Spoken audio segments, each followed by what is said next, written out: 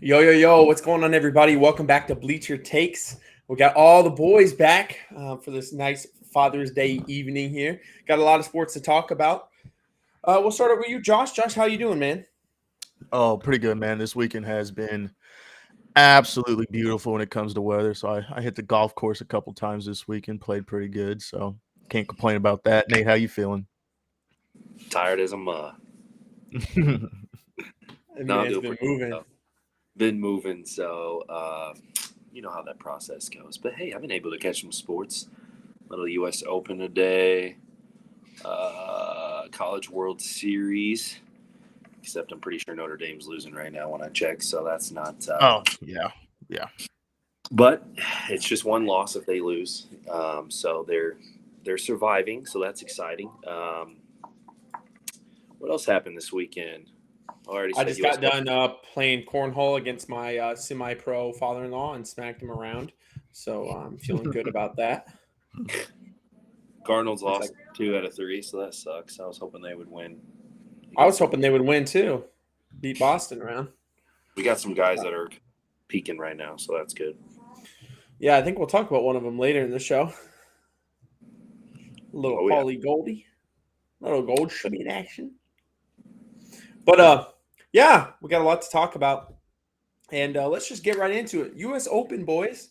Did you guys y'all catch all the action this weekend?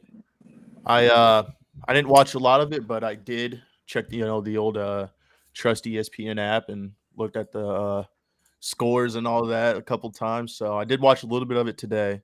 Not too much, but from what I heard and what you guys have been talking about, it seemed like it was pretty good and pretty tight the whole way around. yeah, it was very tight. I was hoping Will would win, honestly. Yeah, Will I was cheering for him the whole time, so it's had kind it on my computer in the background at work Thursday and Friday. Had it on my phone Saturday while I was out at Hannah's family's house. I had it on my phone today. I've been watching it, man. Watching golf on my phone. You gonna get Didn't into think I would golf ever. or I'm proud of you, Tim. I mean, hit a little driving range hey, session? Get you hey, right man, or man. Timmy learned how to putt and how to hit his irons and his driver. Man, I'm gonna be nasty. So y'all better watch out. But Forget about the it's just wedges. open. And my wedge game's down, boy. You know what I mean? I don't need that. But I man, I I'm really upset, honestly, about this US Open because on Wednesday I predicted good old Scotty Scheffler to win this thing. The dude came one stroke short. Hmm. He was Literally. battling. But you know what? Out of everybody that was there, for me to say the winner, to predict the winner and him finish second, I mean, props to Timmy, right? Right. But been on a We'll give little you hot that streak spot. here predicting here lately. But yeah, Matt Fitzpatrick wins his first major and his first ever tour win. He won the U.S. Amateur as well. I saw a stat. It was like he was the only person to ever win the U.S. Amateur and U.S. Open on that course. Same course. And Nicholas did it in Nick, 16. yep, yep, that's what I was gonna say. But you cut me off there. So, Sorry, helping you out a little bit. but no, you're good. I like to see the emotion from him and his family. It was a pretty cool moment to see him win it. Uh, I was definitely rooting for Scheffler, but obviously the Fitzpatrick story is something that every good underdog likes to watch and see. Will Zalatoris, though, he really battled. I felt for him, man. He missed that putt on 18. I felt for him. It looked pretty good, but I thought, might be a little wide, and it was. So you could tell he was obviously very, very upset with that. But I mean, to finish second at the U.S. Open, and man, let me tell you, that course was tough. Holy cow, man! Like, Extremely tough. well, I have it pulled up here actually. Um, there was only 9 guys who finished under par. That's They said and the only wind 2 was who finished bad. par.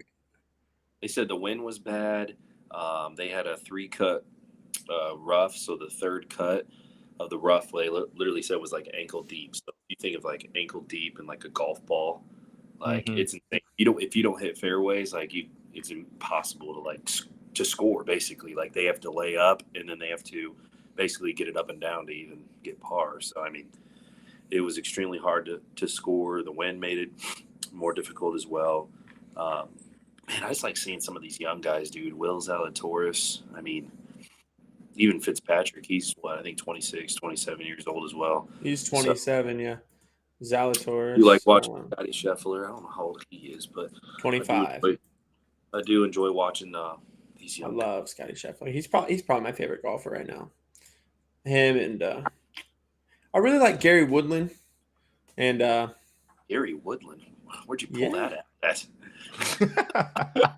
I like Gary Woodland too. I mean, he's like the only Wilson sponsor in the PGA. What do you mean? Where'd I pull that from? From the PGA, bro. What do you mean?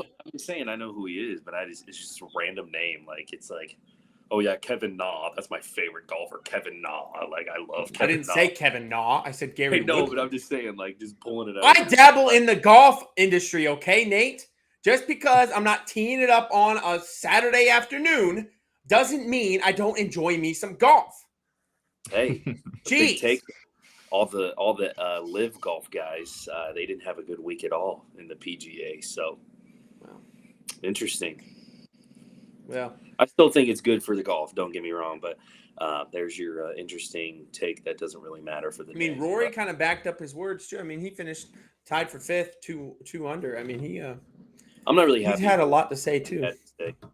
Yeah, basically he said. What did he say? Yeah, this is what he said. I'm gonna break it down for you. This is what he said. He said, "Well, it's just upsetting that these guys are taking the easy way out as far as they're chasing the money." This is coming from Rory, who just signed $100 million contract with Nike. When it doesn't matter if he gets a last place or first place in this tournament, dude's got $100 million a year contract with Nike to sponsor their equipment. Or basically their gear. That Nike don't even make clubs no more, or balls, and for that matter. But basically, they wear their shirts and everything. But it's like, what? Of course, he's going to say that money don't even matter to him. Like, I guess if we're talking about Dustin Johnson and Phil. I mean, not so much Phil, but Dustin Johnson's in his prime. But these other guys that are trying to make money, it's like, I don't know. I don't know. I didn't really take it the way that. I mean, I get what he was saying, but still, I don't know. I mean, I don't.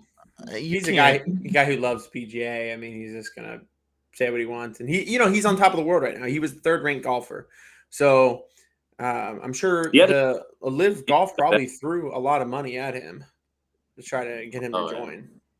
And like you said, he doesn't need it. Obviously, he's got the $100 million from Nike to play on the PGA and wear their stuff. So, I mean. I don't know. Can't blame people for going to get a bag. For chasing a bag, yeah. I mean, it's like any sport. You can't blame a guy for leaving your team if your team doesn't offer them the max money. Yeah. I mean, it's at the end of the day, you're trying to feed your family and you're trying to get the most money you can, trying to set up generational wealth. Yeah. You know what I mean? If a guy who joins Live Golf sees a chance that they can invest and maybe make it to where their kids' lives are easier, to where maybe in PGA. Maybe they don't have that opportunity because they're just a subpar golfer. So, and they're getting big names, so they're doing something right. I mean, if they're not doing something right, you know what I mean? And criticize like younger players like that is just, I don't know, for taking the easy way out, I guess is what he said. I don't know. It's just a little interesting to me that he would say that because I mean, not everybody's getting the same endorsements that he's getting. Not everybody's getting endorsements. Period. I mean, how's he even going to I don't understand why he says the easy way out. I mean, they're getting the Live is getting all these big name players and they still have to play against each other. So I mean, yes, going over there and signing the money. I mean, I guess getting that contract was quote unquote easy, but they didn't go search for it. Live reached out to them. So basically, yeah. I mean, I don't know. From his perspective, he's 33 years old. He's probably like, yeah, I've worked up for this $1 million Nike contract, like I deserve this, and you guys are just chasing the money. But it's like, here's the thing: golf is so big right now. Like, it shouldn't be just like in a box. You know what I mean? Like, it shouldn't be in a box right now. Like, you have so many other leagues that are expanding. Like, You know what I'm saying? Like if the big three gets Well, so big, I know that it's not going to, but if the big three gets so big that they're pulling like actual players right now and like they're gonna, all right, I'm gonna quit the NBA and play in the big three. If they're gonna pay money and get the viewers, then do it. I mean, obviously they're not gonna get the viewers, but Yeah. golf, it's one person. That's it. So I mean, it's able to expand, and we've had that conversation about how it's and a I also don't think that it's as big of a deal as they're making it, honestly, because your average golf fan catches, I mean, not much PGA invitationals. You know what I mean? We all tune into the majors. Well, both can play in the majors. And so that's when you're going to earn your big spotlight anyway. Yeah, you can get stuff on the tour and these other tournaments, but the average fan, they're only going to tune into majors. So we're all going to get to play in the majors anyways. It doesn't really matter. It just matters about your really hardcore fans. Mm-hmm. I don't think it's as big of a deal as people make it. I mean, I think it's good for the sport, but I mean, unless it was affecting the majors, which it's not as big of a deal in the sports world or just in sports in general, as I think they're trying to make it. But I also did see that Liv is applying for golf ranking points. Did you guys see that? Like to where they can, if they win and Live golf, they can get points towards the world golf ranking, like to where they can be ranked. To where a guy like, Phil Mickelson, for example, if he won and Live, he'll get certain points to where he goes up in the rankings in the world, which is a big thing to some golfers. So I think that that's kind of a cool thing. I don't know if they'll get it, but I think it's interesting that they're trying to. And I think I think they should too.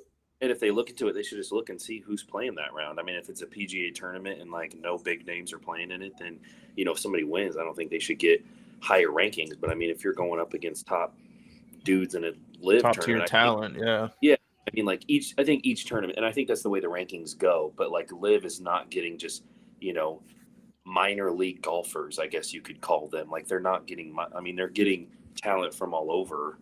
Mm-hmm. All over the talent spectrum, I should say. Yeah, I think it's good for golf, and it was fun to see at the Open and see all the guys compete. But yeah, the PGA, their guys really did dominate this one. But the Live Golf only took 17 guys from the tour, so it's not like right now they have, they didn't take anybody from the top 10 in the world.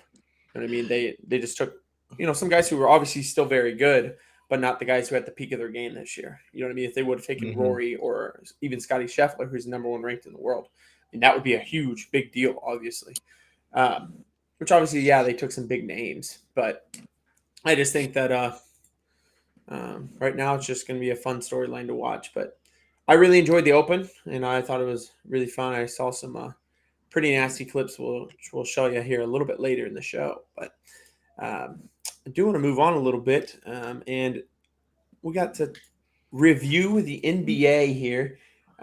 And after Wednesday's episode, we'll probably take a breather here on the NBA for a little bit. Actually, no, we'll talk about the draft next Sunday. But Wednesday, we're going to do an NBA draft preview for you guys, with the kind of like we did with the NFL. And then Sunday, we'll review it. But then from there, we'll probably take a little bit break from the NBA just because things are going to cool down until free agency. But the Warriors 1-6. I know you two are both a little disappointed about that. Bow down to Timmy. Really, I'm disappointed, but I was wrong. Yeah, I was about to say. Okay. Two most competitive people that I know. I mean, I just don't really care about either one of them teams. I just pick somebody I would have liked to see the win. Oh, you guys are definitely on the Warriors dynasty train, right? They're definitely a dynasty, right? Yeah. We don't got to argue about that. 4 titles in 8 years. But like that, that's the definition of a dynasty. Right. And in today's not what world, what's his we're gonna get back in this. No, I just want to show Brooks? Nate what the standard is. Yeah. Old Brooksy. Whatever he had to say. That's literally like 2 weeks ago. Like I'm not arguing about this again. No, I'm just we don't have to argue. I'm just showing you the standard, what a dynasty is. Them boys over there in Memphis don't know what they're talking about. Hey, they're already calling him out though. Did you already see John Morant calling him out? That's fine. They called out Kuminga. Said the dude hadn't earned his stripes. I'm like, what?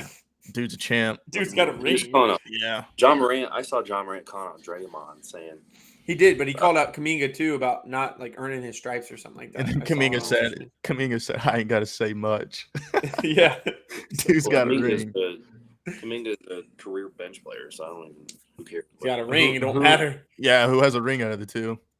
Yeah, I don't care. I mean, if I'm a career bench player and got a ring, I don't think I don't know. Not a lot of people can say they got one. I mean, that's a big accomplishment. Like, Yeah, but what career would you have? Kuminga, who was a career bench player, like how do you know he's a career bench player? This is his first year. Yeah. Just think of a bench. Just think of like a terrible player. Like, have you seen those Instagram posts where it's like, do you want player A or player B? Do you want to get like 100 points in a game or 100 rebounds? Well, I know which one you're picking. But here, so let me ask you this: would you rather have like a career like Allen Iverson, no rings, but like No, we're not. No, Kevin Durant without the Warriors? Would you rather have a ring right now, like Kuminga, or would you rather have Ja Morant the way Ja Morant's playing right now? If I'm this year one in my career, I'm picking the dang ring. No, I'm picking John Morant. No way. You don't even know if you don't even know if he's going If to get a Kuminga, ring. if Kuminga's been like this for 10 years, Then role yeah, player it's gets different. one ring and John Morant's winning MVP or something, yeah, that's a different story. Yeah, this is literally year But one. Kuminga won a ring, man. He's a Yeah, you rookie. can't Let him have say his much. moment, man. Yeah. I don't know. I just don't like you guys going up against my Memphis guys. I just don't appreciate it. I'm not even going against. I'm just saying that it's just Nah. weird. It was just weird to NBA's call out a guy like that. There's something different in the water over there in Memphis. Them dudes just talking out their rear ends half the time, I'm telling They you. listen to NBA Youngboy. NBA's soft. NBA's soft. The Memphis is going to back it up this year. Like, they talk because they're straight up dogs over there, and they're going to. And they haven't accomplished literally anything. No, you're right. Yeah, they've accomplished anything, but I looked and they were supposed to end in the bottom 3 in standings this year, and yet they're top 3. So yeah, they've accomplished nothing. When half the West, when half the freaking Western Conference, is freaking injured. Congratulations. Let's see next year when everybody's healthy. They had injuries too. So I mean, one Ja Morant, and they went on a 20-game winning streak with the dude, and yet he has the biggest mouth in the NBA. Like, I'll give you 3 or 4 teams that dealt with injuries, but I mean, I'm not giving you the whole Western Conference. and yet they were third. Nate, I'm not even gonna. Let's just move on, Tim. Yeah, I know you guys could definitely argue about this for hours. Yeah, so. we'll see next year what the Grizzlies do. And I'm a lot closer to Memphis. So you know what? I'm gonna screenshot you guys. I'm gonna be right there, front row seats watching it because I'm a lot closer to Memphis now. So I'm gonna adopt that as my new team. Front row seats, boy. I know. Oh, yo, you just letting the Nets go like that? Man, I would too, man. I'd cut them off. If I was Kevin Durant, I'd be cutting off both those bums he's got with him over there. Bradley Beal's supposed to be a Laker, though. He already said he made up his decision. He didn't release it, but there's speculation that he's going to be a Laker by this week. Well, I've made the decision that I'm going to be a Knick, so we'll see how that goes. But anyway, I don't want to talk about basketball. Well, hey, we got one more thing, okay? Because, no, I'm not done with the Warriors because they open as the favorites to win the next year. But they got a lot of free agents, none of their starters, but some guys who are really key to the run, like Gary Payton. The second, he is a free agent. So that'll be interesting to see where he's going to go. They're probably going to lose him because he's probably going to get the bag to go somewhere. I think he resigns. If he's smart, I think he resigns. They've got to re-sign Wiggins and Poole. That is true. This is their last year of their contracts. I don't think you have to sign their money. You don't have to sign Gary Payton to a huge contract, though. Probably not, but it kind of depends on what he wants because you can't sign him to a big contract, but anytime someone wins a ring, they pay, and they saw his defense. So someone's going to pay him. You know what I mean? Nate, you're sideways. Dude, I have no idea.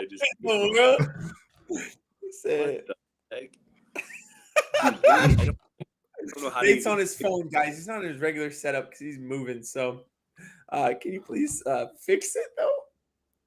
Is that all right? Am I like right here? What in the world? Did you You look like Aiden. Dude,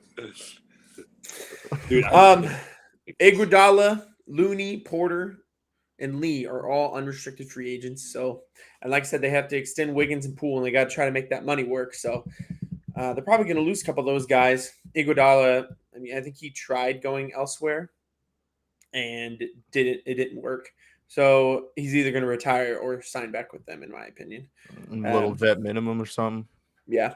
And I'm interested to see what they do with Looney because they've obviously have Wiseman and they're paying Wiseman. So I don't know how they're going to make that work. He might be a guy who somebody will pay him starter center money to go be a starter on a bad team. So I see. Oh, okay. I'm not even going to say what I was going to say now since you said that. what? You just didn't have to add that bad team part. I was just going to say that I saw on the Hornets? The Hornets were interested. Hey, my bad, bro. My bad. I mean, hey. I think with the Hornets, they're a big man away. So to make a little bit of noise in the playoffs.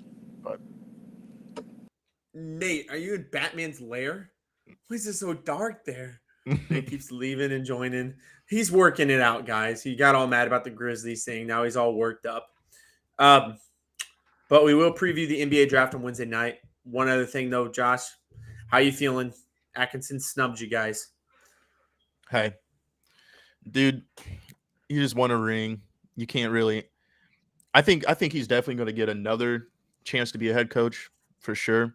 You can't blame the guy for learning under Steve Kerr and getting that championship coaching experience like he did. So, I mean, I'm kind of upset about it because I thought he was going to be a good fit for the Hornets, but yeah, I don't know. Well, I guess his heart probably wasn't completely in it. I guess. We're talking about Kenny Atkinson. Sorry, boys. Yeah. Like, whacked out on me. Yeah, I was shocked by that, but hey, he wants to, as Rory said, he wants the easy way out and just collect rings. I guess the easy way. So I can't blame him, but yeah, it's not really your way, I guess, Nate. But honestly, I don't either. I'm just being stupid. But yeah, I mean, they'll still get somebody good though. I mean, I like him, but you might be dodging a bullet. You never know, Josh. Yeah. Well, like Tim said, if his heart, if he wasn't fully committed to coaching the team, I wouldn't want him. Exactly, yeah. So you want somebody, and especially that team. You guys are young and building and have a culture that is growing, but a culture that needs to kind of be tamed in one way or the other. You have to really find your identity as a team. You have a lot of really solid pieces there, and so I mean, if a coach isn't completely dialed in, that could turn into a crapshoot real quick. Yeah. So again, I mean, you guys will find somebody good, and interested to see though where you guys go from here. I wouldn't mind old Mike D'Antoni going there. Yeah, I would take him over that Stott, whatever that dude's name is from the Trailblazers, Terry Tracy Stotts or whatever his name is. Terry Stotts. Yeah, that dude. I'll take D'Antoni. Yeah. D'Antoni might be able to open up LaMelo's game a little bit, but yeah, we'll see. But yeah, we're going to be reviewing NBA draft on Wednesday, so make sure you tune in for that. Are we talking about NBA still? Oh yeah, right. You just said the draft, right? We're talking about NBA.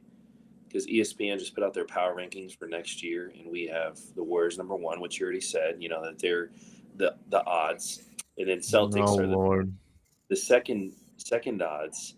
Bucks are the third best odds, but then we have the Memphis Grizzlies as the 4th best odds to win the title and the number 2 team in the West. I mean, come on now. Didn't the Lakers have the best odds to win it this year, though? Well, yeah, but they were hurt. I'm just throwing it out there. That's weird. Yes, crazy how that works. I'm just throwing it out there. These power rankings don't always mean everything, man. Yeah. No, they don't. Well, the Lakers are 17 right now. They have the Pelicans and the Bulls and the Timberwolves above the Lakers. Well, I mean, they all made it farther than the Lakers did this year. That's true. LeBron James is 38 years old. He's got Russell Westbrook and Anthony Street Clothes Davis as his 2 stars. I mean, what do you expect this man to do? But yeah, it's going to be interesting to see. Your draft talk, Tim, but yeah. Yeah, we're not going to really go over it much tonight, but Wednesday we will definitely be previewing the NBA draft, maybe doing a little. We doing a live draft again? Yeah, let's do it. Let's do it. Yeah, let's do it. Yeah, I know you aren't making fun of me, dude, Mr. Sideways. You're out over here on stream like this. Wait. What's going on? Huh? No, you're not sideways. All right. I don't know what I did to do that. I don't know either. but makes for good content for sure. Might have That's to make right. a TikTok out of that one. You just all of a sudden turn sideways and become a freak. Moving on, though, College World Series. Nate, I know you're very excited to talk about this. You're kind of living high on the old Notre Dame, even though they are losing right now. Yeah, 2-6. That's all right. They scored? Yeah. Yeah, they put out the number 1 team in Tennessee. That's pretty cool, though. You got to admit. Well, no, and they put out the number 9 team, Texas, who then lost to Texas A&M. They played Texas A&M, and Oklahoma played Texas, right? No. Am I wrong on that? They did. You're right. They did play. The NCAA brackets.com is wrong. For sure not. No, you guys played Texas. I remember watching it. You guys played Texas. You won 7-3, and Texas lost to Texas A&M today. So 2 unranked teams. Yeah, Oklahoma's unranked too, and they're beating us. Well, that's a story of all the ranked teams that are left. All ranked teams lost in their first game. Arkansas looks fantastic, man. All of our Arkansas fans are going to be happy. Yep, they're going to be celebrating with their – never mind, I'm not going to say that on air. But their 17-2 rout over Stanford was quite the show there. Their offense couldn't be stopped. All their starters had 2+ hits. Every starter had 2+ hits in the game. Isn't that insane? And their starter went 7 2/3 with 2 earned runs, but only 1 strikeout. So not really striking out a lot of guys, but just kind of letting his defense play. I mean, you have that big of a lead, you might as well just throw strikes. Mm-hmm. So Arkansas looks really good. Notre Dame is the college Yankees. They hit a crap ton of home runs, and they have a really good bullpen. So, I mean, we have a recipe to win. We just got to. Do they have good starters? Do you have the second best fielding percentage in baseball? And they have a great fielding percentage. But I mean, if you're going to say they're the Yankees, I mean, the Yankees wouldn't be losing in Oklahoma. I mean, hey, playoffs. Maybe you're the Mets. You can be the Mets. I'll give you that. I just like that there's a lot of different teams out there, and maybe we'll see what happens. Yeah, Texas A&M did put out Texas. I watched that game, and Texas A&M just looked like a way better team, honestly. Yeah, they're a sneaky one to win it all, honestly. Like, they're a team that could have been really put out really quick. Arkansas all day, baby. Just go hot. Yeah, I'm kind of excited for Arkansas just because they got put out last year and kind of they were expected to be a lot better, kind of like the Tennessee last year. Did you just say Arkansas, Josh? Yeah, Josh is from Arkansas. I know, but that means him and Ethan Curtis have to agree about something for once. Yeah, this is the one and only thing right here. So you better screen record this, Ethan, if you're watching. That's funny. But yeah, Arkansas looks really good. Ole Miss took down Auburn. A dude on Ole Miss, Graham, I don't know his first name, but Graham was a triple away from the cycle. And De Lucia for Ole Miss went 7 2/3, gave a 1 run on 4 hits and 10 strikeouts. Pretty nasty. A&M won today, 10-2 win. Texas starter Gordon, he got rocked today by A&M. What's crazy? A&M will play the loser of this game, so it's kind of look like Notre Dame right now, but they could come back. Yeah, well, I mean, college baseball has been pretty fun to watch because no team. A 6-4 game means nothing. What's crazy is or 6-2 because they did the top 16 teams are ranked basically, and then they built the bracket off that. You know, the top 16, and then there's no other teams that are ranked. But Notre Dame finished the season at 17, so they're like the best unranked team. And Oklahoma was actually ranked 9 until the final tournament for their conference, and they did really bad. I think they lost like their only 2 games, and they basically pushed them out. So I mean, they're still a really good team. Wouldn't it be crazy if somehow Oklahoma were to win this thing and Oklahoma would have won the Women's World Series and the men's? That'd be quite the storyline. I just like watching it. I think it's getting bigger and bigger, and it's kind of fun to watch. And I saw all the MLB prospects. They listed like 15, not one Notre Dame players on there, which is kind of disrespectful. But I do know that we don't really get a lot of huge big name players. But it's fun to watch them play though. Were you guys even really a big baseball school? Like, Yeah, I didn't think you Not were, right? really. Yeah, I didn't really. You guys are better at basketball and football, right? I mean, Your it's just baseball kind is of your baseball always solid? I think football's been the huge Notre Dame, Yeah, thing. yeah. Obviously, Notre Dame football's huge, but I think baseball is growing. I think Notre Dame's won a baseball championship. I don't know. I was looking at that not too long ago. And then basketball is just kind of hit or miss. So I think we're growing in basketball, but I mean, it's something that hasn't always been really big, though. But I don't know. It's exciting. I like all of it. Like, I'm not just like sold on Notre Dame. Like, I'm gonna keep up with the teams, and I enjoy watching them play for sure, and seeing what they do Yeah. because it is a lot of fun, and they're super emotional. They're passionate. Baseball's in a good spot where I feel like they're bringing emotions back and got some young managers, and it's just a lot of fun to see their hit a home run. The whole team comes out there. I don't know if you guys. I mean, you guys have seen. Yeah. The whole team comes out there, and Notre Dame has their own little special rehearse thing that they do. It's pretty sick. They do like the Thor hammer, and everybody like falls to the ground. It's pretty cheesy, but hey, it pumps you up. Yeah, that's what really honestly got me watching college baseball. I really don't watch college baseball until it comes to the World Series and all the big tournaments towards the end of the year. But just watching the emotion that these players play with is really fun to watch. So, Yeah, and I think that it is definitely fun to watch. But man, I might sound like an old head, but get some wooden bats in here, man. They had a home run. All here is ping. Like, come on, dude. The games are in 17-2. Come on, put some wooden bats in here. Nah, scoring's always fun. It is, but like, it's hard to look at that guy and be like, oh yeah, he's gonna be great in the majors. It's like, well, yeah, but he's also hitting a 400-foot bomb with an aluminum bat. Like, I mean, that is true, but at the same time, you know how many leagues that if they're a top prospect that they're already using wooden bats and stuff in. Yeah, I know that, but I think you're at the top level of college, and if you're one of the best players, you're going to be using wooden bats very soon anyway. So I guess it doesn't matter since everybody's using it. But I don't know.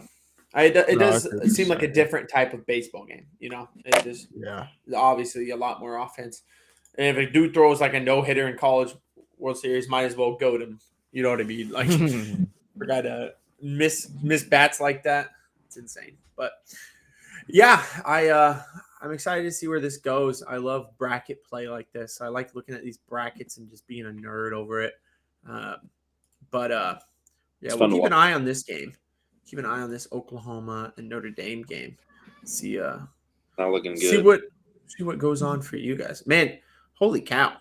You got this putts guy for you guys. It's 3 for 3. Yeah, he's a beast, dude. Yeah. He had a huge error, though, and Oklahoma scored 2 runs off of a bunt. Oh. He, second guessed, and that was one thing. So this guy's like Goldschmidt? He's batting .342 playing first base. You might as well be.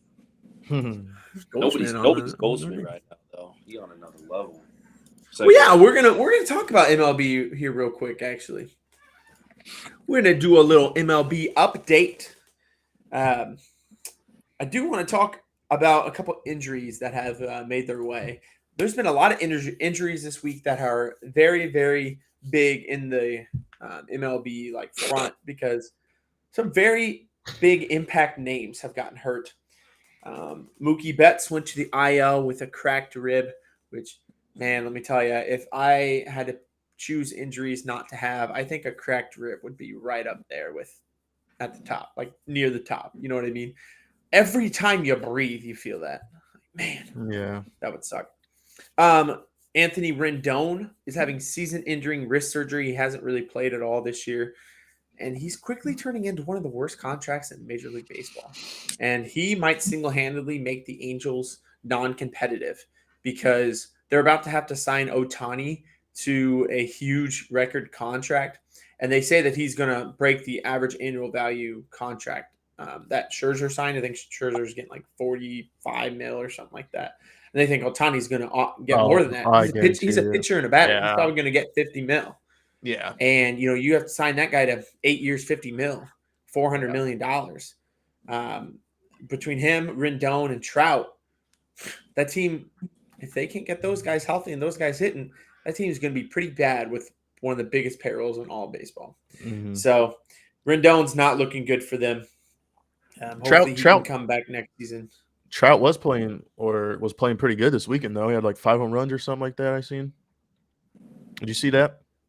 I saw he had the walk-off homer, walk-off, whatever it was. That's all I really saw of Trout. But yeah, he's starting to light it up. He's very uncharacteristic slump that he was in whenever they went on their losing streak. But we knew that wasn't how he was going to be this year. He's going to come back and be Mike Trout. I mean, he's the best player of our generation for a reason.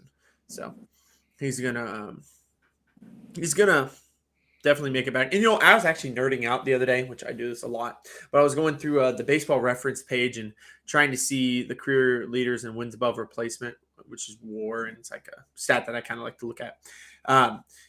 And through 12 seasons, his numbers, if he were to have 10 more seasons like this, he would be top 5 WAR player of all time. And number 1's Babe Ruth. Like he's right up there with the best players of all time. So I mean, if he has a really good second half of his career, we're talking about not just the best player of our generation, but a top 10 player of all time. So tough to see him not in the playoffs all the time, though, man. It really hurts me. I want to see the best players in the biggest moments. So, which also brings me into one of our brightest young stars in the league, Fernando Tatis, which was pretty sad. He hadn't progressed enough, and he's not going to begin swinging yet. So I think they're going to do a check here in a couple more weeks and hope that he's back, man. I love watching him play. Bro, you see the other one? Yeah, I was actually about to mention that. Machado. Did you guys see the clip? It's just a sprain. Yeah. I know, it's just a sprained ankle, which is, I mean, they dodged a bullet there. But that guy, man, he slid off that base. Oh, man. That gonna have to bring a safety bag to like softballs to him. Just need something. They need to just wrap everybody in bubble wrap over there. Apparently, I don't know what's going on. Did you know that baseball they didn't used to be able to run through to the 70s? They didn't be able to used to run through first base. Isn't that crazy? Yeah. Yeah, they literally had to run and stop. I saw a stat on that, and the only reason it changed is because of they had icy weather or something like that, and it was slick, and they changed it for one game, and they said you can run through because it's so slick you can't stay on it, and then from there it changed. Somebody was telling a story when I was watching a game, and I was like, and then the announcer was like, "Why do you know stuff like that?" And he was like, he was just said he has some book that just talks about random historic sports facts or something, but I just thought that was interesting, and I think about how it'd be terrible to stop. Basically, you'd have to slide. Your ACLs and everything would just be gone, man. You'd have to slide at first, basically, every play. Yeah. Or could you imagine sprinting and then trying to stop on a dime? Without a slide, just you'd have to slide every time. Well, yeah. It's insane. Top half of my body would probably jolt me forward. So yeah. I hear you there. But yeah, a lot of injuries on the Cardinals front. Yadier Molina went to the 10-day IL with right knee inflammation. It's kind of his signature IL stint that he gets every year. He hasn't been playing a lot this year, though, which is good. I'm glad that he's getting. No, they're trying to limit his minutes and limit the innings that he catches. Kisner, and I'm glad that they put up their other dude. I forgot his name, but yeah, you need to get Molina healthy and keep him healthy for the playoffs, because it looks like you guys are maybe going to make a run there. So we'll see. But yeah, that is of note. And then the other one, the biggest injury, I believe, because of how severe it is, Ozzy Albies fractured his foot. He's going to be out for a while for the Braves. And a guy who, the Braves were rolling. Albies wasn't having a great start to the year, but obviously he's a guy who what? Weren't we gaming the other day? And you said, "Oh, Albies just broke his foot." And I was like, "Well, he sucked. He was sucking." Yeah, and I called you out. I'm like, dude, he just broke his foot, and you're out here saying, "Oh, well, he sucked anyway." Come on, man, have some humanity here. I don't know why I just thought of that, but it just made me laugh. Yeah, I know. Now the whole world knows how bad of a person you are. You guys having a bad year, though. He was, yeah, but I mean, he's a guy that obviously he's young and Still a franchise player for that franchise. So Yeah, but for a dude, I mean, on the show, he has the best contact, I think, against righties than any player, which I know it's the show, but and it's absolutely garbage. Yeah. We're really talking his show stats right now? His contact on the show, I know because Corey was the Braves all the time, and it's like 112 contact against righties. Like, it's stupid high. Yeah. So you're like, oh, they need to adjust his stats anyway, so maybe they will because he fractured his foot. Yeah, maybe they'll fix the stats so Corey doesn't beat me every time with Aussie Albies when I throw a right-handed pitcher against him. And adjust his speed, too, because of that foot. Bro, leave the man alone.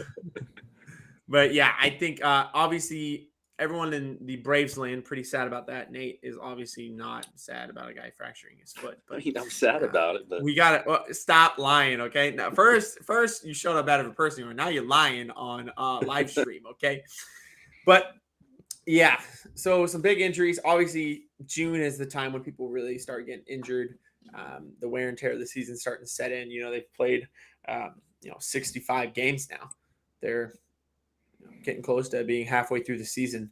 It's, they got 100 games left. So just get these guys healthy and get them back. Dude, Nate, you're being so extra right now. What is wrong? The season's just way too long, man. Like, he said they have 100 games left. I hate that we play all year just to, like, have a World Series in the middle of winter. Like, yeah. It's so stupid, man. Man. Don't be one of those guys. Can we not shorten the season? Like, to what, Nate? To what? 120? Like, oh, it's still 120 games. Yeah, I mean, 120. Shoot, make it 82 so it matches basketball and hockey. I don't care. I don't know. I just don't You're think talking about changing the whole game. Yeah, everything about the game. We're gonna have you're 3 just gonna starting have to pitchers now. Throw the old stat book out or record book out the window because that's another thing. How is Aaron Judge going to break the home run record, which he's trying to do this year? Bring back juice balls, non-stored one. Get more. I think they did halfway through the season. I think they've changed them a little bit. Hot take, but what's his name?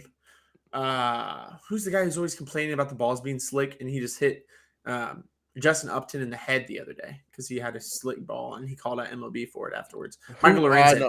Lorenzen. Yep. For the Angels. Yep. I remember that. They were playing the Mariners and Justin Upton got hit, I think in his first game on the Mariners. Got hit in the head from Lorenzen, who Lorenzen throws pretty hard. And he called out MLB for having slick balls. So I don't know. I don't think that's going to change, but Nate, you need to go to bed, dude. Lock it in. I'm going to talk here, okay? The Cardinals and the Red Sox had a big series. I was hoping that the Red Sox would get swept in this one, but the Cardinals could not take care of business. Don't know what you guys were doing. You took one game in Boston. Only play in the 9th inning. That's pretty much it. We made it a game Friday, and we made it a game Sunday. You guys beat them around on Saturday. 4 runs in the 9th inning on Friday, but we couldn't get the last hit, and then same thing Sunday. Yeah, watch a ball right down the middle. Yepes or someone hit a 3-run bomb today. Is that what it was? Yepes hit that 3-run homer in the Tyler O'Neill got this game too in the 9th inning. Well, Pivetta really carved you guys up. Dude had 10 Ks in 7 innings against you guys today, and all 3 of your Cardinals pitchers got hit around from what I saw. Yeah. Cabrera and some other starter I've never heard of. Is that a kid that started today? Who was it? Was it Zach Thompson? No. I didn't even watch any. Was it no? It might have been Andre Palante. It was. That's who it was. Yep. Yeah, he's a rookie. He's been doing a rookie. Yep. Yeah, he's got a 1.69 ERA, but yeah, he got kind of touched today, man. He had 2 earned runs, but he didn't have his strikeout stuff. He had 4 strikeouts, 5 2/3, and they kind of jumped up his pitch count, and they obviously had to take him out.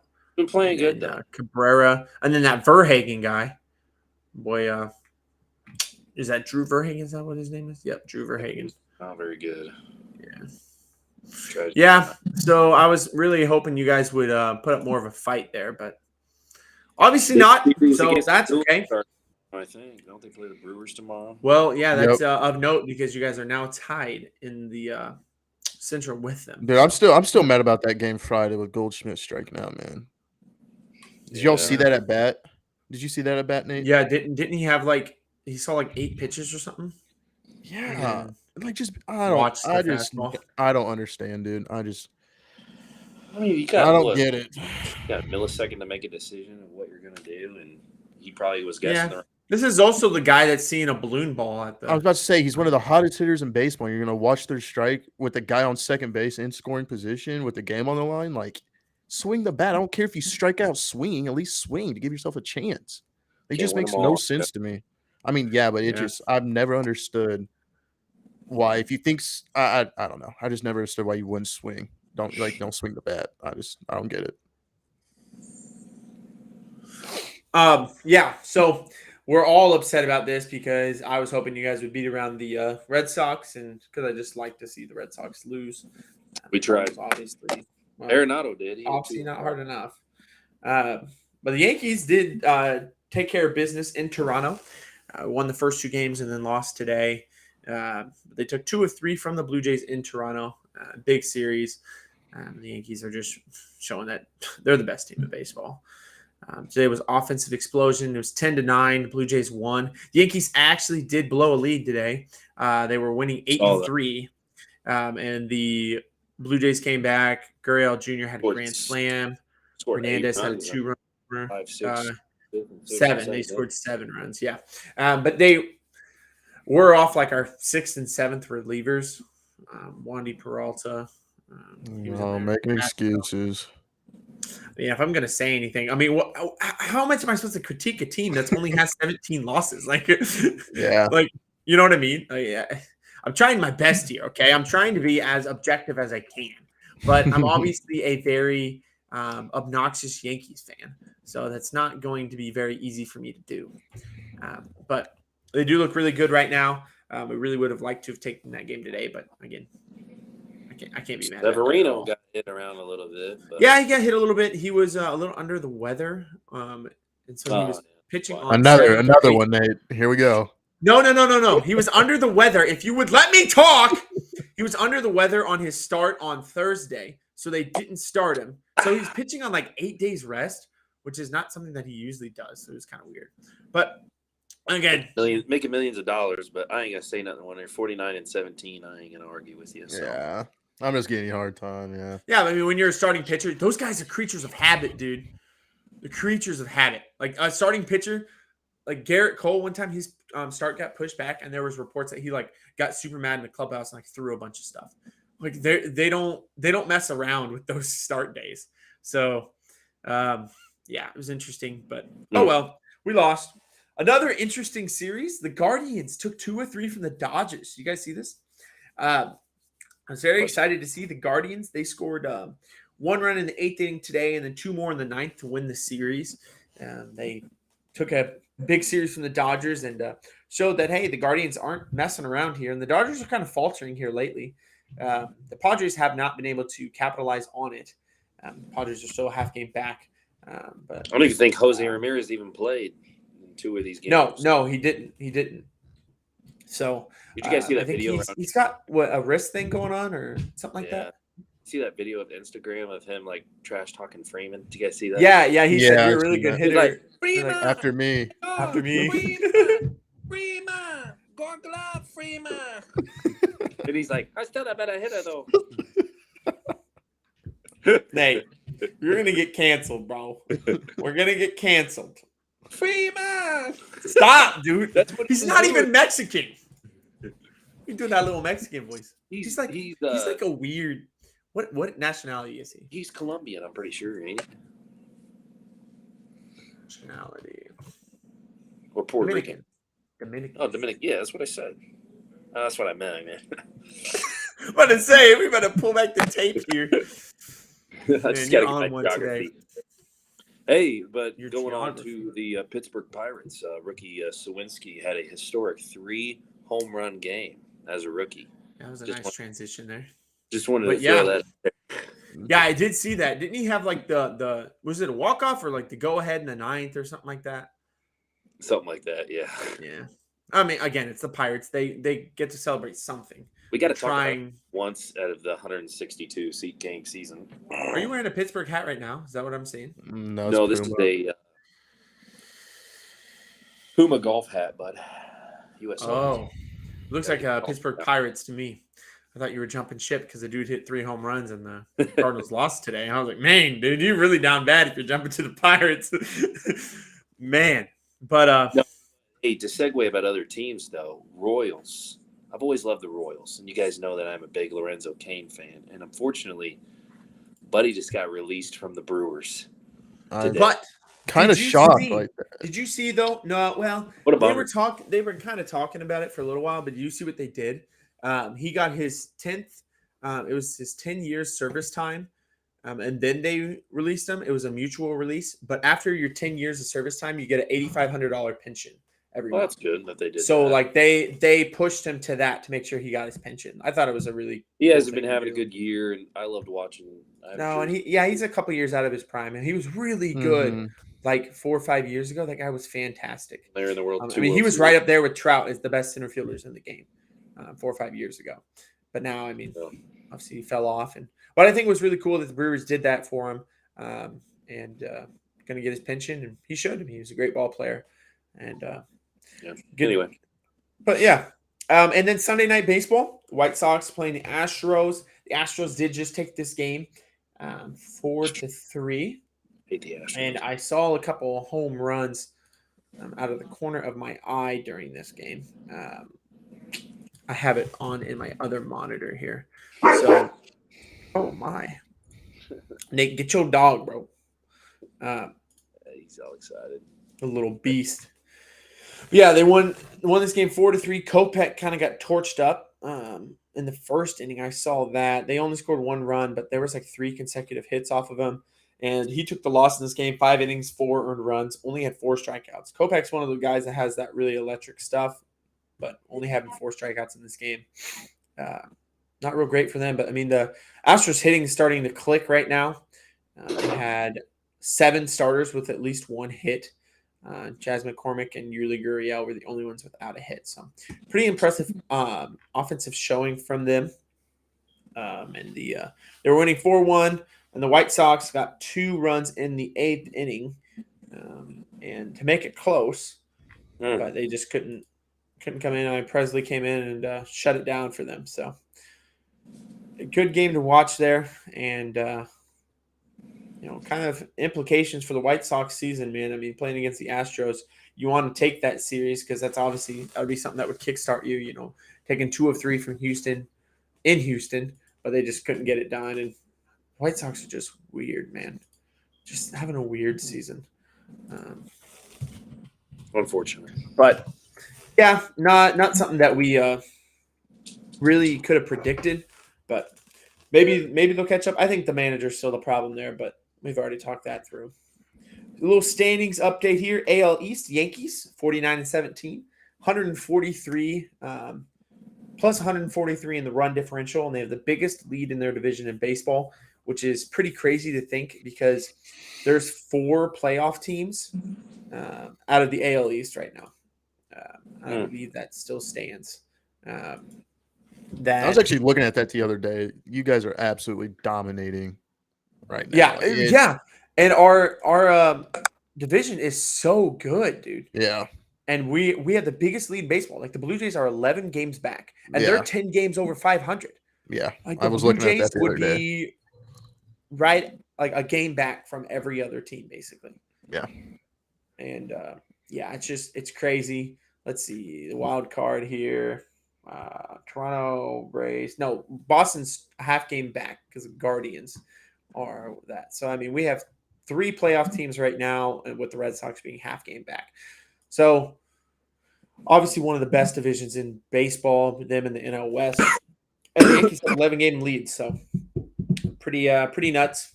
The AL Central, Twins are 38-30. They're plus 25 in the run differential. The Guardians 1 game back, man. Took 2 or 3 from the Dodgers. Big series, and big for them. Astros are now 41-25 at the 43, positive 43 run differential, or 53, I'm sorry. Angels are 9 games back from them. It's not so much what the Astros have done, but it's what the Angels have done to themselves. That was a really tight race, and they obviously fell. And it looks like a lead that's probably going to be pretty safe. So we'll probably not a whole lot more to say about that. We'll probably be saying AL West Astros for the rest of the year. Maybe we could be surprised. I mean, it's not even All-Star break yet. It's only nine games, but it's not looking good. Mets are leading the National League East to 44-24 with a plus 66 in the run differential. Braves are 5.5 games back from them. The Braves did just go on a really big winning streak there, and then lost 2 of 3 to the Cubs. The Cubs were on I think I saw this. Josh, you see this? I think the Braves were like a 14 or 15 game winning streak, and the Cubs were like on a 9-game losing streak. And then the Cubs win the final 2 games of the series. Yeah. What? How does that happen? But not good for them. But yeah, the Braves, 5.5 back. They're really battling. Those Mets, man. Mets got to feel them in their rear view mirror. So we'll see what makes of that division. NL Central, though, we kind of already talked about this. Both teams, Cardinals and Brewers, are 38-30. The Cardinals have a plus 61 run differential, which makes me believe that they're obviously the better team and that they should win this division. And they caught up to the Brewers, and now they just got to. This series coming up is really big for them. They've got to win this series, and I mean a sweep would be amazing, but at this point you just got to win the series. So be big one to watch here. And then the Dodgers are leading the NL West. They're 40-25 with a plus 114 run differential. They're the only other team outside of the Yankees with more than 100 runs positive in the run differential. So I mean they're obviously an amazing team as well. Padres only half game back though. You guys are really starting to battle, and these next few weeks are going to be really big for you guys to really just maintain, because without having Tatis and Machado in the lineup. But I mean Cronenworth and all his other guys. Cronenworth had a really good week. He was almost my weekly MVP. Cronenworth, he had a monster week. So they've got to have him pick it up. Hosmer's been playing very well this year. People haven't really talked about him. He's batting very, very well. People thought he fell off, and now this year he's really coming back and showing he's still an elite first baseman. But yeah, really big there. Nate is MIA at the moment, probably looking for a charger for his iPad. So I want to segue real quick into the USFL playoffs, if you want to talk this through here, Josh. So the playoffs, correct me if I'm wrong, they start this week, right? Oh, yeah, this weekend, yep. Okay, so semifinal Saturday. Generals, they took their game on Saturday, which it didn't really matter if they did or not. Only won by 3, and I'm pretty sure that both teams played their starters. So I know Luis Perez had 3 touchdowns in that game. Yeah, let's see box score here. The Generals, yeah. Not bad. Perez, 3 passing touchdowns. You're good. Williams, they didn't play Victor a lot. He only had 7 rushing attempts, so they kind of sat him a little bit. Williams was crazy. Yeah, 10 yards a carry, man. Yeah, he had a 61 yarder. USFL right now. Oh, USFL, sorry. Yeah. And then Moore for us had 2 touchdowns, I think. Yep. So really good games there. We just we kind of got to survive that game and make sure we don't get anybody hurt. And that's what happened. I don't think DeAndre Johnson or whatever his name is played very much either. I'm pretty sure they just played Luis Perez for the most part. Yeah, let me see. Johnson had 10 attempts. Yeah, I don't think he played much. 12 yards. So I mean, yeah, he looked like he played a third of the snaps that Perez did. So not 50-50 there, like they a lot of times are. Yeah, and that's with them playing the Stars in the playoffs and obviously playing. Yeah, they're playing the same team again on Saturday. No, you can't show them everything. So I think that's why he didn't get a lot of the snaps, because he made some dimes though. Did you see Perez getting destroyed and lost that dude? What's that guy? Perez is good, dude. Yeah, dude, he made great. That was a great pass. I watched some highlights here and there. A little condensed game just because I've been trying to keep up with it. And playoff start. Yeah, so I know you guys are talking about that, but I just wanted to say that. Nasty though. Yeah. Yeah, I mean, Saturday is the playoffs. The Generals will play the Stars again, 2 o'clock on Fox. Who's So the that'll be other? What's the other matchup? at 7 o'clock on NBC. The Breakers play the Stallions. And you know what's And crazy right now? The Breakers are playing the Houston Gamblers, who are 2-7, and they're losing 20-3 right now. But yeah, granted, Breakers aren't playing their starters, but yeah, it doesn't matter if they win or lose. yeah. So, But I still think that's absolutely insane. yeah, it is funny. But yeah, I guess we'll kind of see what happens on Saturday.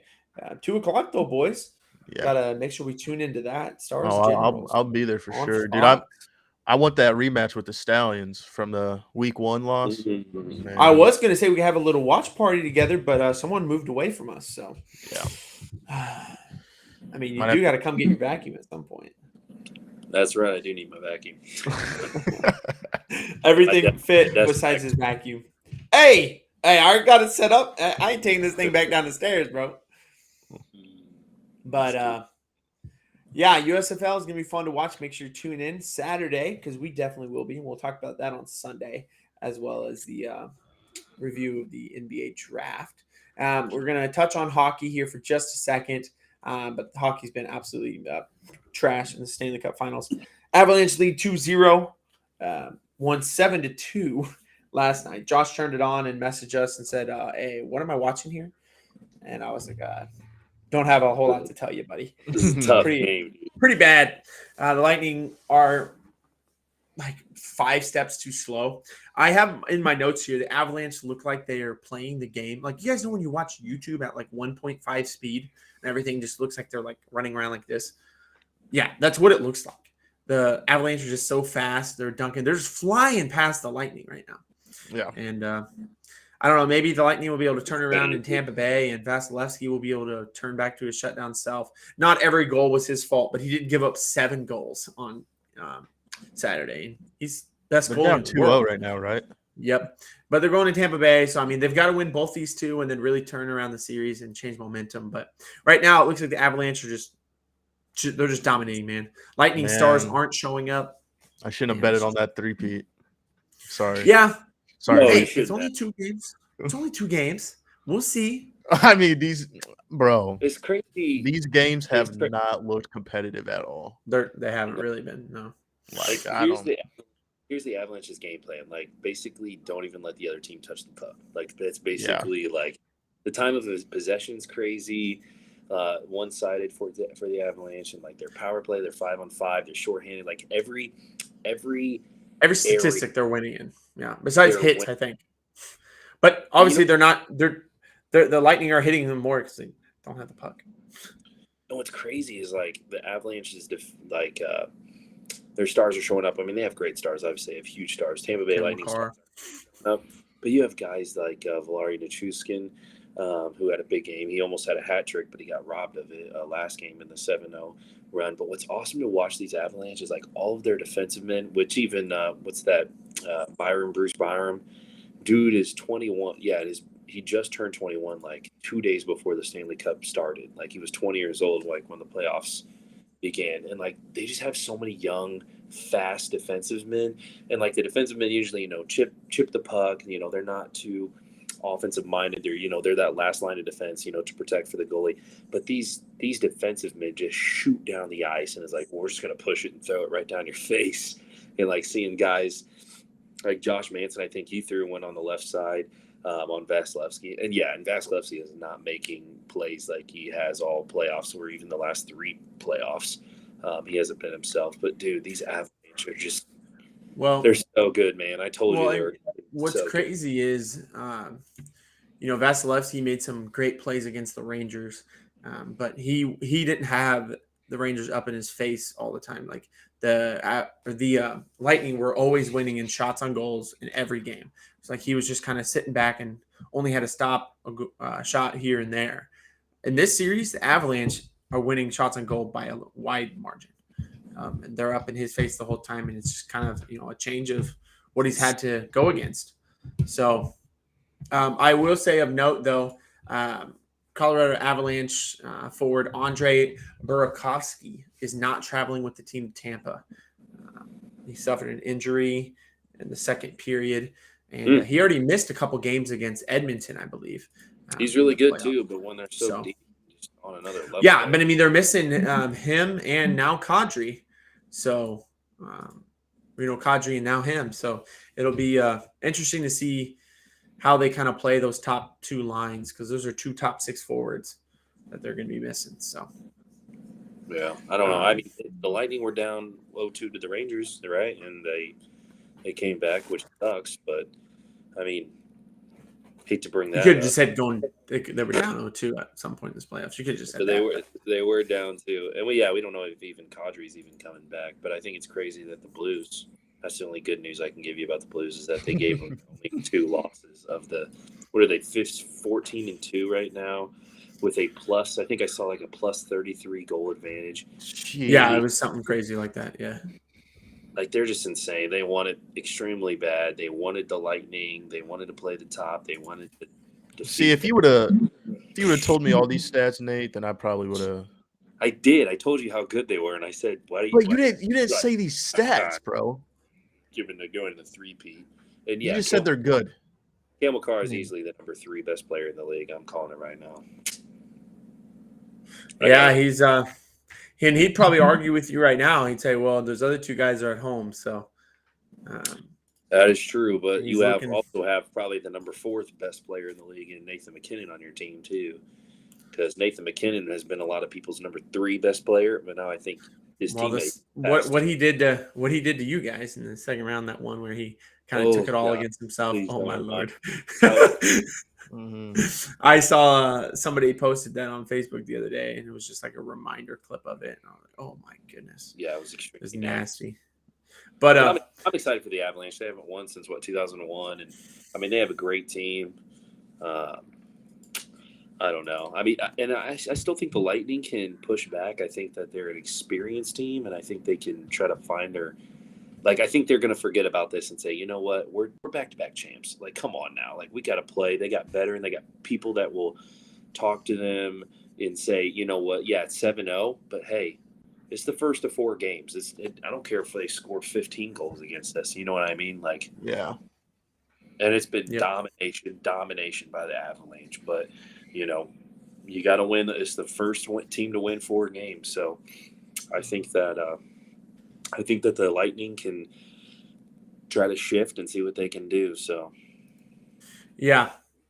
Yeah, it's going to be interesting to see what can happen in that series. But we are going to start a little segment here at the end of our Sunday shows for you guys.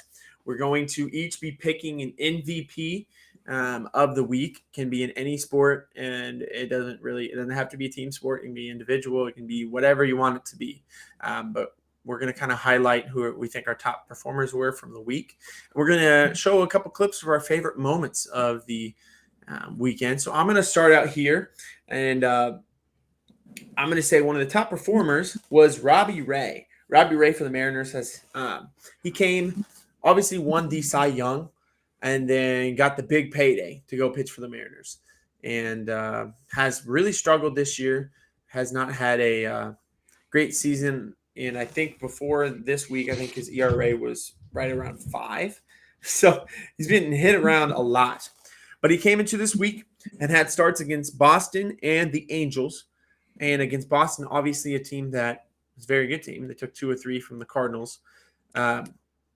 They try to do the same thing against Robbie Ray, try to hit him, but he wasn't allowing it. He gave up 3 hits and 2 walks in 7 innings, no earned runs, and he only struck out 4. And he's a high strikeout pitcher, but he was just getting weak contact, and his average exit velocity was pretty low in this game. He was giving up a bunch of weak hits, so it was good to see him bounce back there. And then he pitched again on Friday against the Angels, 7 innings, 3 hits with 2 walks, only gave up 1 run. In this game, he had 10 strikeouts. So he really carved up the Angels' offense. And, this week, 14 innings with 14 Ks and only 1 earned run. So pretty big week for old Robbie Ray, a big bounce-back week, something that might turn him on a hot streak and can maybe turn around those Mariners, man. I saw a thing where the Mariners in their last 14 games, they've only scored 17 runs or something like that. And they've only scored more than 2 runs once, and they scored 3 runs. And all the other ones are 2, 1, or 0. So the Mariners look pretty awful. Their offense is pretty bad. And I thought that they would be pretty good this year. But Robert Ray, man, he's putting the team on his back, and he's trying to do all he can. Josh, you want to tell us about your MVP here? Yeah. My MVP is Natalia Silva. This was her not a name exactly. Not a name a lot of people are gonna find familiar, but if you watch the UFC fights this weekend, this is definitely one fight that stood out, even though there was a total of I'll touch on that later. But this is one fight that definitely stood out, and this was her first fight in 2 years, and she previously came back from a broken arm, broke her nose, had to pull out a couple fights because of those 2 injuries. And for somebody who has her fighting style, that broken arm obviously played a huge role. I guess in any fighters would play a huge role in your career or whatever. More for her, yeah. But she fought this. I don't even know how to pronounce this girl's Jasmine name. Jasudavicius. Yeah, and she absolutely dominated. I mean, on total strikes landed, tripled her. Dude, I'm looking at these. I didn't watch this. And I'm looking at these stats. Holy crap. Yeah, absolute domination from somebody who hasn't fought in 2 years, and to come out and put on a performance like she did is absolutely incredible. Like, she showed no form of ring rust, nothing. Like, she absolutely dominated. And I don't even know. If you guys have a chance to go back and look at that fight, I definitely would. It was a good fight. This is interesting here too. Obviously they're both more of they're not real strong leg kickers or whatever, but Natalia had 23 leg kicks. Jasmine had bro. 1. Go back. I'm telling you, go back and watch this fight. And this Silver girl is insane, bro. I mean, the leg kicks, yeah, but when it comes to like just throwing her head kicks, her body kicks, just all around, dude, she is 55 head strikes compared to Jasmine's 12. Yeah, she's elite. She's elite, bro, and she's gonna be somebody who, if you're not into UFC, you're definitely gonna be hearing her name here real soon. I think she's about to make some noise, and she's an incredible fighter. Yeah, wow, that's crazy. Just looking at definitely impressed me. Yeah. And there's Josh Emmett guy on that card. He improved to 18-2. He won the main event. So that's of note as well. Nate, who are you going to tell us about? I say my MVP for the week is Paul Goldschmidt for the Cardinals. Who? Yeah, don't even say who. Surprise. Yeah, no surprise here. He's no doubt at least the front runner for NL MVP. I'd say right now. Other names could be mentioned, but I mean, this guy is just putting up a tear, dude. I mean, what he's doing is just remarkable. Yes, we did strike out that one time, but I mean, hey, batters aren't perfect, but he's dominating in all statistical categories. He's currently second in baseball with a .347 average. He's tied for 7th in home runs with 16. He's 3rd in RBIs. He's leading all MLB in OPS with a 1.070. And since you love WAR so much, Tim, he is posting a 35.2 offensive WAR, which ranks first in the MVP, which ranks first in the MLB by a huge margin. So, I'm not going to say any more. Give this man the credit that he deserves, please. I mean, you can't really say much about that. Dude's absolutely playing lights out right now. I mean, I don't need to justify. I'm still mad about that one at bat, man. I'm not gonna lie to you. Still upset about that. Wait, what stat did you just say? WAR. He doesn't have 35 offensive WAR. It's offensive WAR. Oh, WAR. Isn't that WAR? Offensive WAR? It's 35.2. That's what my WAR, dude. 35 WAR would be like tripling the highest WAR in a season ever. Offensive WAR, he's 3.8, and Ramirez is 3.8 for Cleveland as well. I mean, he's right there at the top, but what's WAR? Offensive WAR. I don't know. I just saw it, dude. I lost on what? On ML on ESPN or where? Am I? No, I'm on Fansided. Wikipedia. It's not no 38, bro. I'll tell you that. Or I'm on 35. Fansided. I don't. There's no way. I'm on Baseball Reference and Offensive There War. He's is 3.8. War. There is Offensive War. I know it's not 35 though. I don't know what number that would. I mean, Machado leads all of baseball with wins above replacement. He's got a 4.0. And Goldschmidt is a 3.7 because he's got a 3.8 offensive WAR and a negative 0.1 defensive WAR. So it means he's been an average on defense. So, but I mean, I agree. Dude's had a fantastic week. I actually did do some research for you, and because I knew you were going to talk about him. And in this past week, in the last 7 days, in 26 at bats, he scored 7 runs, so a run a day, with 4 home runs, 11 RBIs, 500 batting average, of 552 on base, 2 doubles, 13 hits, only 3 strikeouts, 1 to end the game. But an OPS of 1.590. Pretty insane. Had a great week, obviously. Yeah, he's nasty for sure. Yeah. I'll send you this. What side is it on? Fansided. I just told you. Fan-sided? Never heard of Fansided? I use like 5 different sites that are more reliable than this. Let's see. Of course you do. Mr. Perfect over there. No, I'm just the nerd, dude. What do you mean? I love stats.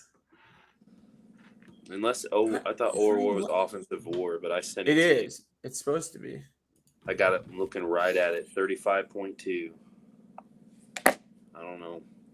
I don't know stats. First in all of MLB by quite a large margin.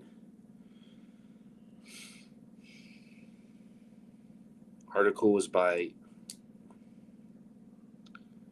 Dan Selke. Bro, this is like the MLB Wikipedia page. Who the fuck is that guy? Dan Selge. I can't believe you never heard of Fansided, man. Like you guys are I mean, I've heard of it, but I mean, maybe Fan Graphs. How about Baseball Savant? How about Baseball Reference? How about just MLB.com stats? How about ESPN stats? You want a fan-sided? Can't you like do bets on there or something? Like, come on, dude. This is why all your stats are just so weird. Because you go on these little weird sites.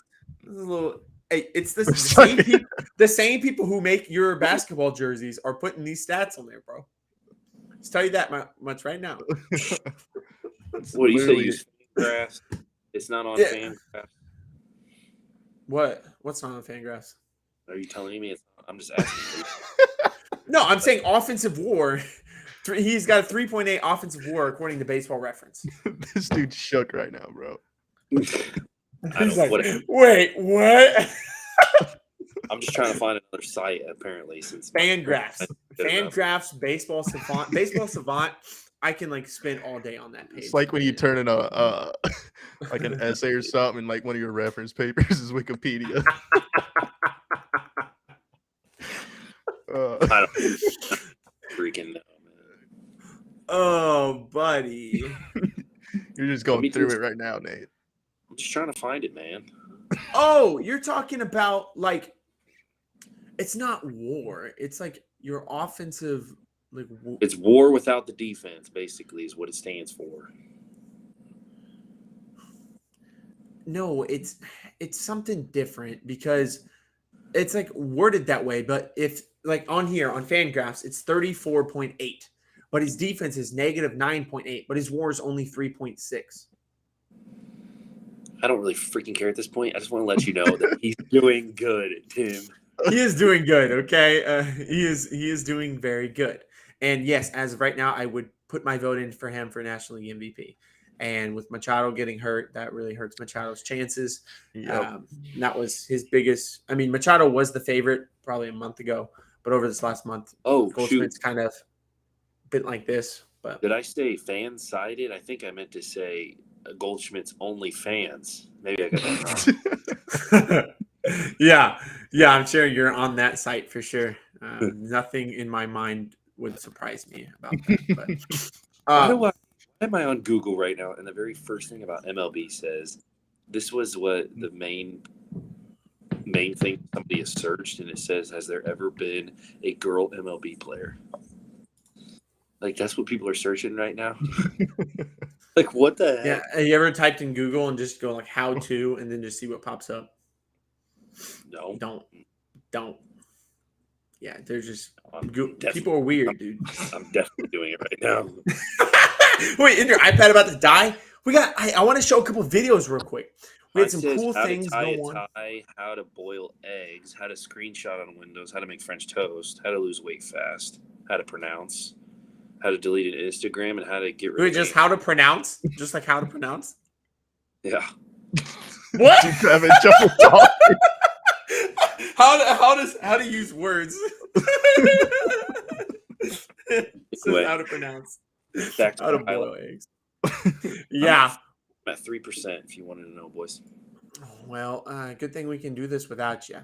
I do want to show this Cameron Young hole-in-one during the And this is your favorite PGA. moments, Tim? This is my favorite moment right here.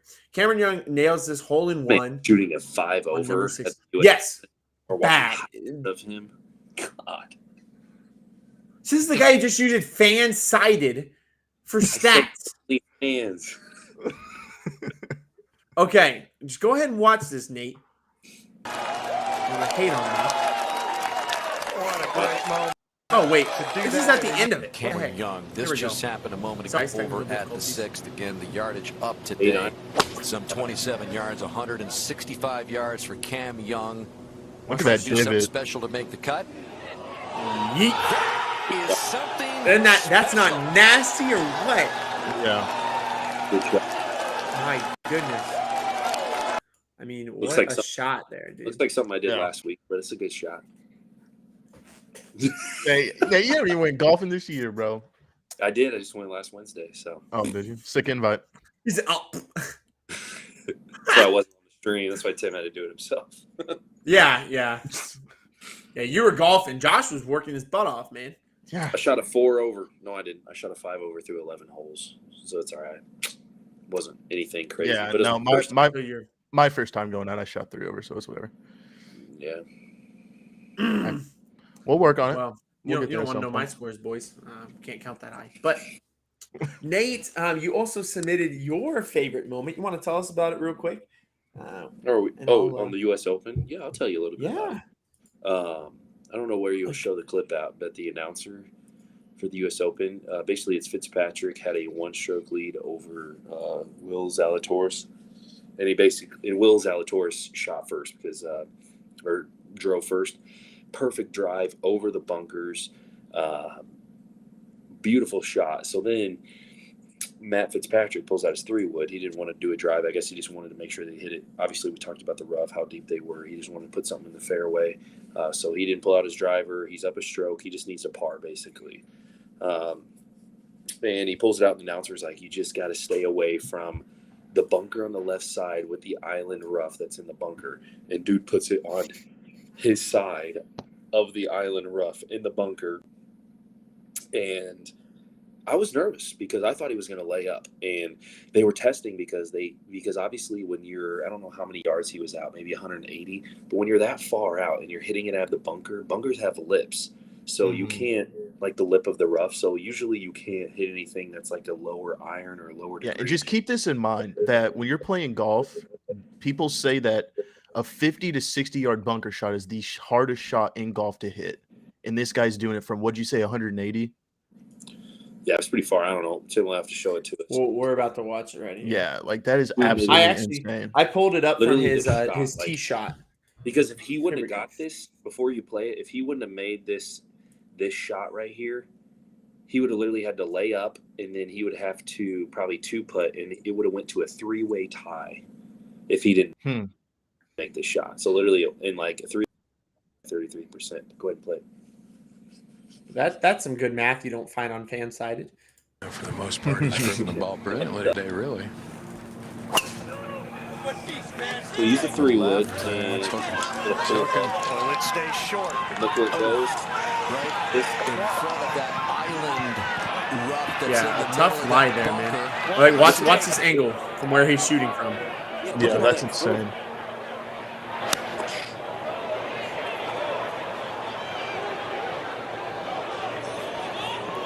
And now all he's got to do is 2-putt to win it. Yep. What a pressure shot. Big time clutch Big shot by time, and then- Fitzpatrick. And then he goes on to All he's got to do is 2-putt. 2-putt from there. 2-putt and wins. I Zalatoris mean, almost made his Zalatoris. 30. Yeah, that was a bad beat there for Zalatoris. Actually, both Scotty Scheffler and Zalatoris. Scheffler was in the group in front of them. Yeah. But he finished on 18, and he missed like a 25-foot putt that would have tied him at 6 under. So both him and Zalatoris missed their putts. And I mean, obviously, What was cool is that you see that it went to this side of the Fitzpatrick. pin. 2-putted, but Fitzpatrick ball went to this side of the pin, and I don't know if we didn't show it, but Zalatoris, his next shot was literally probably about 4 feet in front of his, the same line. So what was awesome is Zalatoris was able to mark his and get a perfect read from Fitzpatrick because he was farther out. He had to putt first. So he got a perfect read of what Fitzpatrick did, and he got it all down and literally missed by, dude, it was close, man. He barely missed it. And I was hoping for a playoff, and I was kind of rooting for Zalatoris, but he's younger, and he'll probably get his time for sure. Maybe yeah, I was kind of hoping for a bunker miscue there from good old Fitzpatrick because I wanted Scheffler to have a shot because he was actually Scheffler was 4 under through the first 9, I believe, or something like that, and then he bogeyed on 10 and 11, and so that really sent him back, and then he played well through the rest of the 9, but just it was too little, too late. But like I said, I mean, the number 1 golfer in the world, I picked him to win, finish second. So good for Fitzpatrick, though. A lot of fun that happened in sports this week, guys. I do really enjoy this segment. Let us know if this is something that you guys want to see more of. But I do think it's something we're going to try to do a lot more, watch videos, and kind of go over some things, talk MVPs, and just kind of get around the world of sports here. So, boys, I thank you for hopping on with me on this Father's Day. Josh, happy Father's Day. Hey, you too, Nate, bro. Happy Dog Dad Day. Yeah, I'll take it. Go ahead and have some kids now. I know that's why you guys moved. But happy Father's Day to all that watched us, and we appreciate you hopping on with us. But we're going to sign off here. Peace out, everybody. Have a great night, and go bleach your takes, and go Generals, baby. Yes, sir.